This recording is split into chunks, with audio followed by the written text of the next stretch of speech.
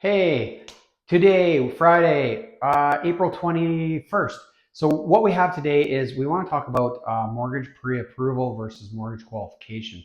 So right now in the market, we do have the ability to put subject to sale.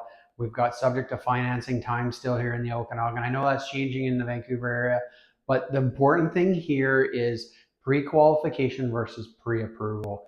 Pre-qualification, as an example, is when you go in, you see your lender, they ask you roughly what you make. You tell them 60,000 or 100,000, and they say, are you full-time employed or self-employed? And they write that number down, and they say, yep, you're good to go for, let's say, $500,000 purchase power.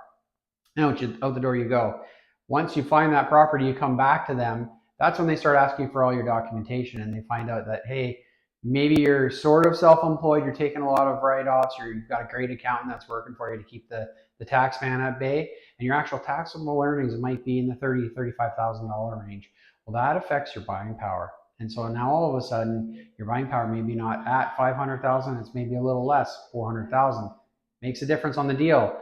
Versus pre-approval. Pre-approval is really important. You want to make sure you clarify that with your lender. Is this going to be a pre-qualification or a pre-approval?